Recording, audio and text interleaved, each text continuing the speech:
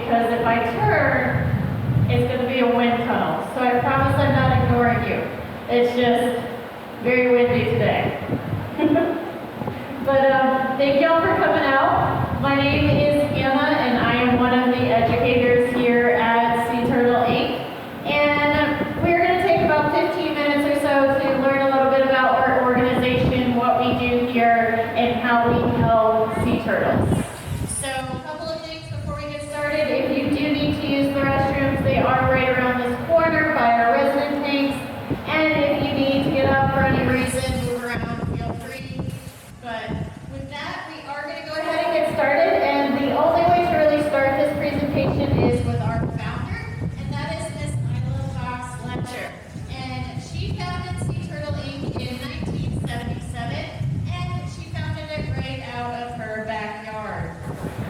So she was doing a lot of rehabilitation and conservation work right out of her house, which was really cool. And we were able to expand upon her mission and her goals. And in 1999, we were able to open our Sea Turtle Hospital here on site, which is the small building at the front of our complex, which if you haven't gone through it yet, make sure you check it out before you leave. It's pretty cool. Now, in 2018, we were able to construct our educational facility, which is the building that y'all have walked on through. And then we do have big plans for the future. We are hoping within the next several months to begin construction on our new hospital, because we want to update it and make sure that our patients are getting the best possible care that they can receive. So we do have some big things in the works, and we are a three-tiered mission. So we focus on the conservation, rehabilitation, and education about sea turtles. So we are not just a sea turtle hospital. We do have those three main components that we work on each and every day. Now, one of the biggest questions we get while we're here is, why are sea turtles coming into your facility? What's happening that they're getting injured? Why are they stranding? And one of the most common ones is actually a natural response, and that is predation. So what you're seeing up on the screen above you is actually one of our residents, Allison, as a hatchling. So as a hatchling, Allison was subjected to a shark bite, and she lost 3 of her 4 flippers. Now, as you can imagine, if you were a sea turtle out in the wild and you only had 1 flipper, that would be very difficult for you to survive. It's very difficult for her to dive down to get food and to swim around. So she is going to live out her life here with us permanently. And if you haven't noticed yet, make sure you go check her out, because you're going to see she's got this black apparatus on the top part of her shell, and that is a prosthetic flipper. So it is the first of its kind. Okay. It is the first of its kind, and it is really unique. It's awesome. It helps her dive down, grab food, swim around throughout her habitat. So she is able to live a very fulfilling life here with us. And we have updated that over the years as technology has gotten better, so it has changed over the years. But she's the only sea turtle with that type of apparatus known. So that's a pretty cool thing that we have going on. Now, another thing that we do see, unfortunately, is entanglement. So about 1 in 5 sea turtles come into our facility due to entanglement. And that could be anywhere from fishing line to nets to even getting wrapped up in household items. And this is a big issue for a couple of reasons. The first one is that sea turtles are reptiles and they breathe air. So if they are stuck in a net and they are submerged for too long, they can end up drowning. And then 2, entanglement can lead to amputation of limbs. So you will see Fred, he's another one of our residents. He was actually caught up in some fishing line, stranded multiple times. So they eventually brought him in, and they had to end up amputating one of his flippers because of all that fishing line. So we kindly ask that if you're out there enjoying our waterways and you're fishing, just make sure you bring that line back in with you, because it can cause some issues for sea turtles. Now, another one that we do unfortunately see along our coastline are boat strikes. So we have the Gulf as well as the Bay system, the Laguna Madre, out in our backyard. And that we do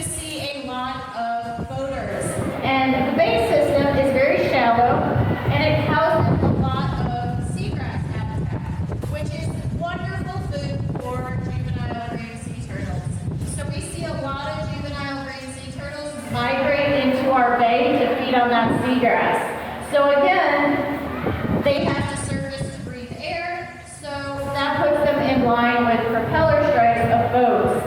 And so unfortunately, we do see a lot of turtles come in with boat strikes. And when they come in, it often has damaged their shell in a very bad way, where both parts of their shell are damaged. So sea turtles have two parts to their shell. They have a top layer that is made of the same stuff as your fingernails or your hair. It's known as keratin. And then underneath that is the bone layer. And when that propeller strikes the shell, it cuts through both of those layers. And where that top layer can eventually heal over, they're always going to have that damage and scarring to the bone. So we can have boat patients that are here with us from months up to years at a time, depending on the severity of that boat strike. So again, we just ask that you are aware of your surroundings when you're out on the water, because we do get a lot of sea turtles coming through our area. Now, another one that we do see is, again, little juvenile greens getting stuck in the jetty. So green sea turtles get their name because they eat so much leafy green material that it turns their fat green. So they feed on seagrass, they feed on algae, they like algae on the rocks at the jetty. And so what happens is the tide is up, they'll swim in and they'll be like, woohoo, algae, and they're munching away, and then the tide comes back out and they're stuck.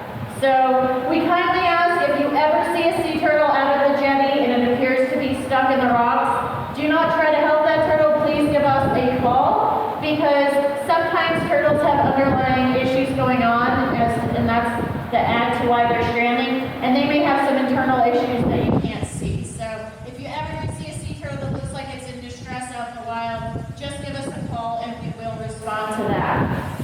But we do see a lot of juvenile green patients in our hospital because of that jetty.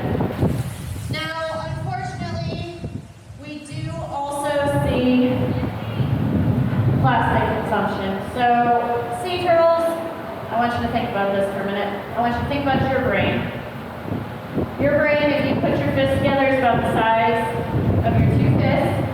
If you are a sea turtle, you take your thumb. That top part of your thumb that you can wiggle, that's about the size of a sea turtle brain. So it's about the size of a walnut. So they're very cute creatures. They are not very smart. So unfortunately, they feed on anything that will resemble food, and oftentimes that is plastic. So we do have several species of sea turtles that like to eat jellies. So as you can imagine, if you were swimming through the water column and you came across a plastic bag or a balloon just floating around, that could look a lot like a jelly to you. So they will go ahead and try to eat it. And the problem is if sea turtles feed on too much plastic, they can't digest it. So it can get stuck in their digestive system, and they can end up feeling full, so they will stop eating. And because of that, then they get really weak and emaciated, and then they strand. So they can't digest that plastic properly. So we always ask, if you're out on the beach enjoying the water, make sure anything that you take out with you, you bring back in, because sea turtles will eat anything that resembles food, and unfortunately, a lot of the time that turns into plastic. So those are some of the reasons why sea turtles strand with us.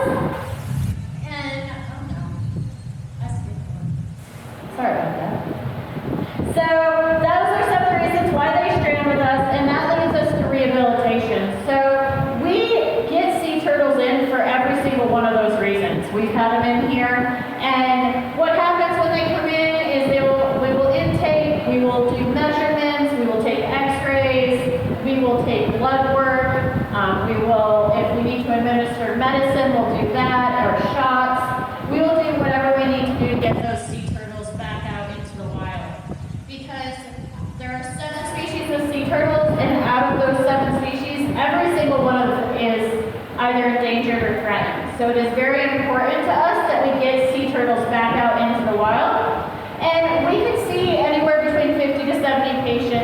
given year. And fortunately for us, we do have about a 90% success rate with rehabilitation and release, which is very exciting. And with that, we do take our sea turtles offshore, as you're seeing in the picture above you, and sometimes we will release them directly from the shoreline. It depends on the season and the water temperature. A couple weeks ago we did a release we had 3 Kemp's Ridley sea turtles that were the last part of the cold stun event that happened over winter, and we released them directly from the shoreline. So it just depends on the season, the patient, but we do want to get them out there as quickly as possible. We do not keep any healthy sea turtles here with us permanently. Now, another big thing that we do is nesting conservation. So y'all have come at a really great time. If you live here, you might know that it is the peak of nesting season. If you are visiting, you are in the middle of nesting season. And so nesting season is anywhere from April to September, with prime nesting months being April, May, June, and then those latter months we start to see the nest hatch out. And we have a very special sea turtle that is near and dear to our hearts that you are seeing up on the screen above you, and that is the Kemp's Ridley. So Kemp's Ridleys are really cool creatures for several reasons. 1, they are the smallest species of sea turtle. 2, they are the most critically endangered species of sea turtle. And 3, they only nest here in Texas and down in northern Mexico. So we have a pretty large responsibility with these sea turtles because they only nest in such a small area.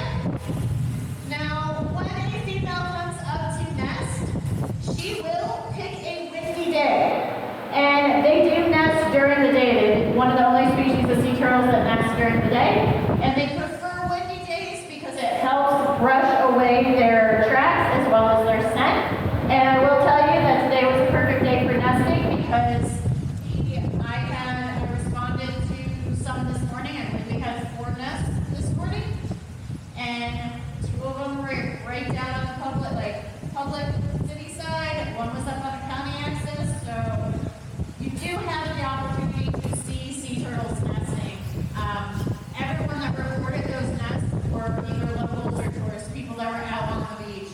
And if you do see a sea turtle nesting, please do not approach that sea turtle. Please give us a call and we will respond and take appropriate measures. But yeah, they decided that today was the day. We haven't had nests in quite a few days, and they're like, we're all coming.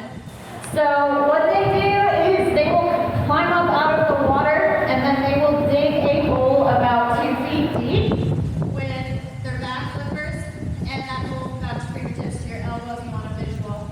So they will dig that hole, and then she will deposit on average around 100 eggs. The one that I was at this morning, she laid 121.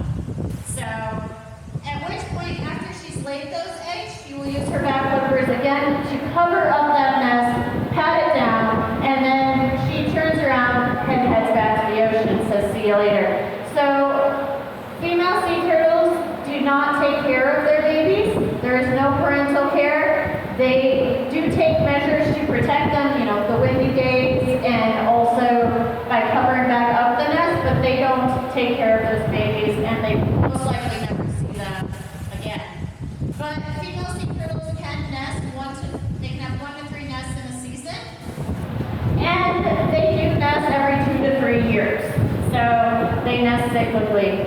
But we are at the tail end of nesting, so the fact that we had 4 this morning was really cool. And I think that brings us up to 54 Kemp's Ridley's nests, and we have 1 green. So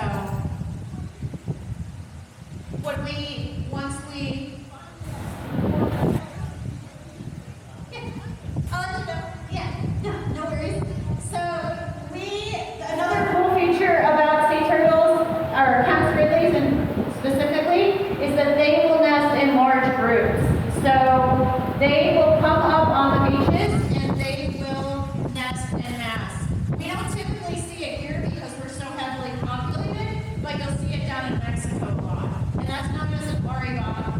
And we had a mini one once. We had 13 females come up to nest all at the same time. We were pretty excited. So once those